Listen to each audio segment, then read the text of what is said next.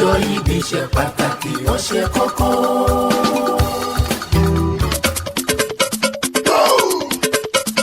bọ́dún bá ti dé kájọ kọ̀wé ìdùnnú bọ́lọ́dún sọdún kájọ yayọ̀ ìdùnnú pẹ̀lú oníǹkan ẹ̀yẹ. Esther aya Akínyẹmí ló ń ṣe bẹ́ẹ̀. ó lé lọ́dún kan sí lọ́jọ́ òní. adúpẹ́ lọ́wọ́ Allahu Rabbi. adúpẹ́ lọ́wọ́ ọba olúwa. nítorí ọpẹ́ nífẹ̀ẹ́ ni káyé àwọlé alára. ìyìn nífẹ̀ẹ́ ni kájọ àwọ̀ òkè jèrò. adíá fún ọ̀rọ̀ kan mọ̀dìmọ̀dì tí kì í fọjọ́ kan báyìí dúpẹ́. ojoojúmọ́ ayé ní fi ń tọrọ. bẹ́ẹ̀ kọ́ lọ́rọ̀ rẹ rí aya Akínyẹmí. mímọ núrò ló mú ọmọ pẹ́ wá. èmi gan mo bá ọ dúpẹ́ lọ́wọ́ Èdùmàrè. mo ti ké sárára wípé ijó ọpẹ́ yá. mo ti wí fàjèrò kájọ wá gbé bọ́dì. ọwọ́ ògùn àgàgò mẹ̀lẹ́ ń bẹ̀ níṣẹ́ ló káwọ́ òkè. tó sọ wípé olúwa mi ó pọ̀ ó pọ̀. ọdọọdún là rórógbó ọdọọdún là ráwùsà ọdọọdún là rọ́mọbì lórí àtẹ. kó o máa lé sí i nínú rere gbogbo. ọ̀gẹ̀dẹ̀ onígbòdò kó yàgàn. orúkọ olúwa ò ní yàgò rere. a kì í bókun ẹyẹ lórí ìtẹ́. àárẹ̀ ò ní mú ọ ò ní sàárẹ̀. kàkà kó rẹ̀ ọ́ kó mú rẹ̀ rodò kó fowó ọlọ́fẹ́ kó o ṣe bẹ́ẹ̀ kó fi gbéra. gbogbo bí wọ́n bá ti ń dáná rọ́ lórí irọ́ ni. ọ̀tá ló bù ṣe gàdà tó ló ń fẹ́ ìlú bàjẹ́. Aya Akínyẹmí fọkànbalẹ̀ lórí irọ́ náà ni gbogbo wọn ń ṣe. agẹmọ ò kì í kú ní kékeré. a kì í gbọ́ kú ọkọ́ a kì í gbọ́ kú àdá. kàkàkílẹ̀ kú ilẹ̀ àṣà náà ni. ikú ò ní wọlé mú ọ mọ́kàn mọ́mọ lọ. ìbànújẹ́ ó kéré tóbi kò ní yà lọ́ọ̀dẹ̀ rẹ. ní gbogbo ọjọ́ ni kó o máa rìnyàn fanda nínú ìgbádùn lóníyún gbàyùgbà. ayáwó ní ìlú Oǹdó ẹ̀gbẹ́. ọmọ amúlà méjì sojú ṣẹ̀yẹ. ọmọdé là ọmọdé ní. tiwajiwa àkó tiwajiwa ilẹ̀kẹ̀. òṣọ́kọ̀ Èkìtì sọ́kọ̀ àkókò.